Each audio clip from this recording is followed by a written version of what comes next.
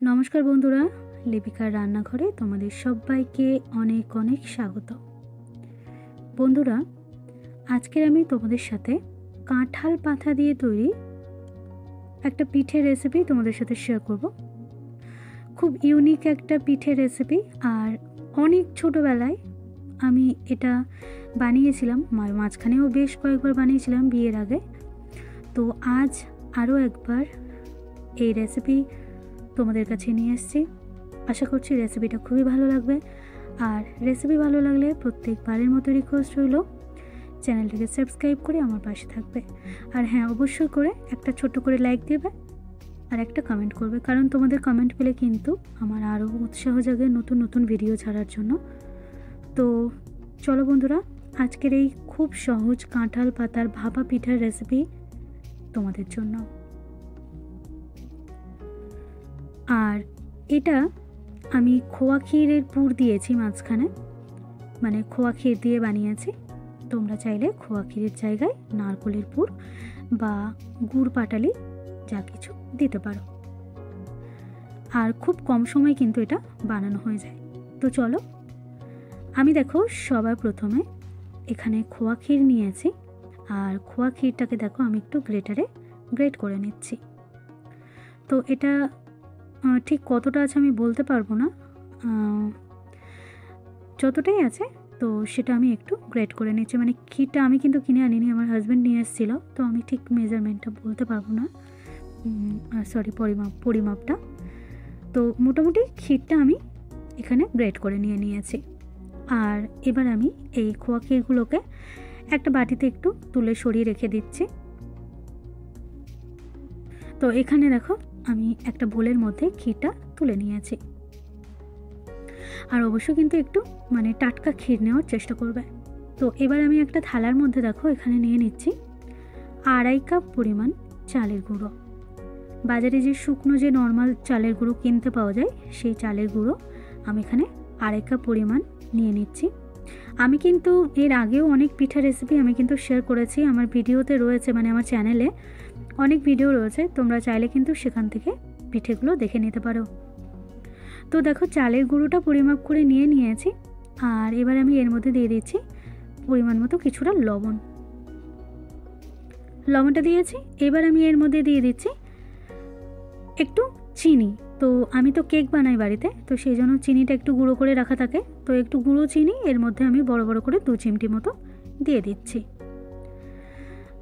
তো এবার আমি এই শুকনো অবস্থায় গুঁড়ো চিনি আর লবণটাকে গুঁড়োর সাথে, মানে চালের গুঁড়োর সাথে ভালো করে কিন্তু মিশিয়ে নেব, যাতে চালের গুঁড়োর মধ্যে প্রতিটা জায়গায় কিন্তু লবণ আর চিনিটা মিশে যায়। এই চিনিটা দিলে মিষ্টি হবে না, কিন্তু চালের গুঁড়োর যে একটা ফ্যাকাশে ভাব সেটাও থাকবে না, খেতে কিন্তু ভীষণ ভালো লাগবে। এবার আমি অল্প অল্প করে উষ্ণ গরম জল দিচ্ছি, আর এই চালের গুঁড়োটাকে একটু ঝুরঝুরে করে মাখিয়ে নেব। তো কিছুটা কিছুটা করে দেব, একসাথে দিলে কিন্তু হবে না।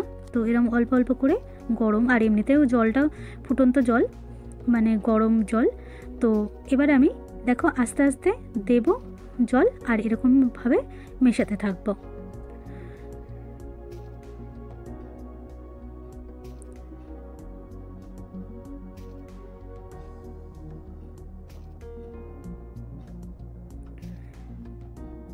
তো মোটামুটি বুঝতে পারবে যে কতটা জল দিতে হবে, আর এটা একটু সময় সাপেক্ষ ব্যাপার। তো আমি হাত দিয়ে এরকমভাবে একটু মসৃণ করে নেওয়ার চেষ্টা করছি জল দিয়ে দিয়ে, মানে একটু ভেজা ভেজা টাইপের হবে চালের গুঁড়োটা। তো এমনই হবে যে মুঠো মারলে কিন্তু মুঠো হয়ে যাবে, যেমন আমরা ময়দাতে ময়াম দিয়ে থাকি না, যেরকম মুঠো মারলে মুঠো হয়ে যায়, আবার সেটা ভেঙে দিলে গুঁড়ি গুঁড়ি হয়ে যায়।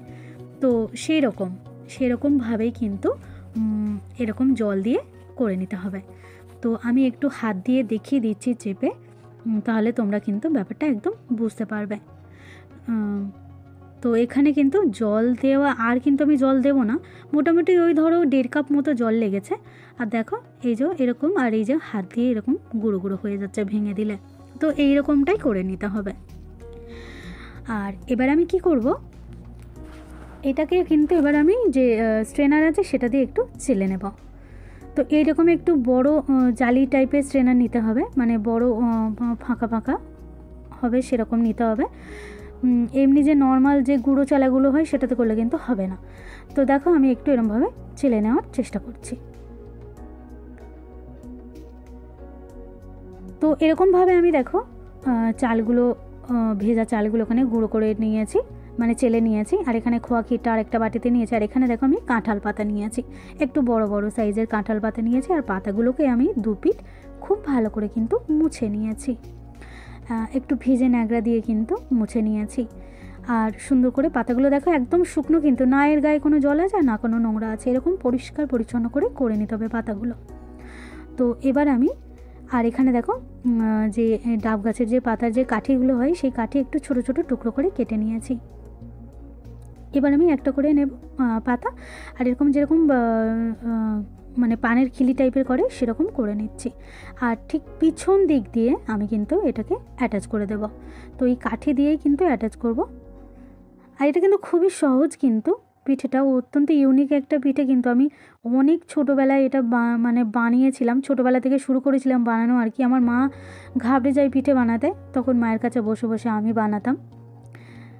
তো মাঝখানেও বেশ কয়েকবার বানিয়েছি, সেটা তো বললামই। তো চলো এইভাবে দেখো আমি সুন্দর করে খিলি করে নিচ্ছি সবগুলো।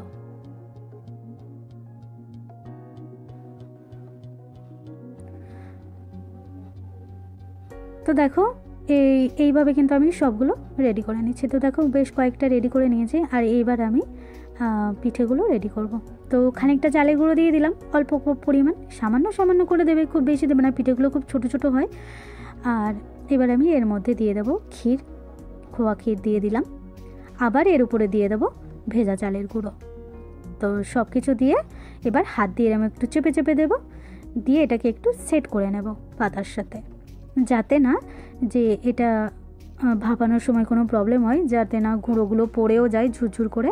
তো সেদিকে একটু খেয়াল রাখে এটাকে এরকম চেপে চেপে চেপে চেপে পিঠেগুলো তৈরি করে নিচ্ছি।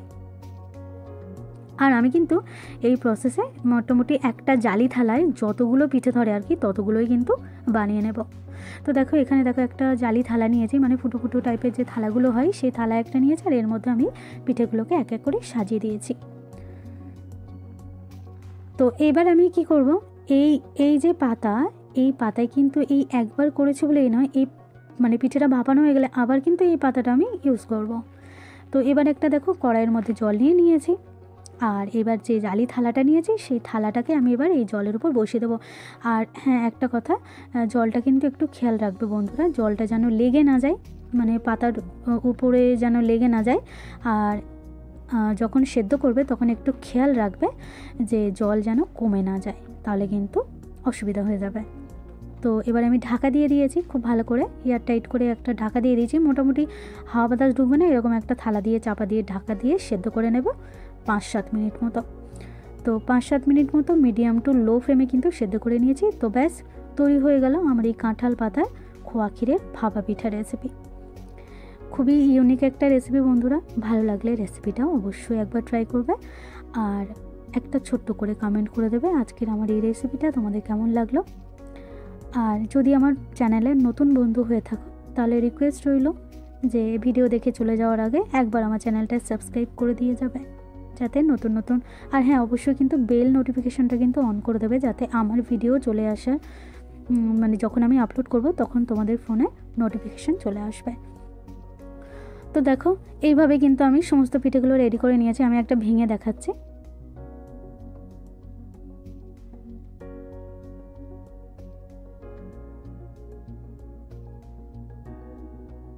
তো বন্ধুরা আজ এই পর্যন্তই, আবারও দেখা হচ্ছে এরকম আরও একটা নতুন রেসিপি নিয়ে। ততক্ষণ পর্যন্ত কিন্তু সবাই ভীষণ ভালো থাকবে, সুস্থ থাকবে, আর অবশ্যই করে দেখতে থাকবে লিপিকা রান্নাঘর।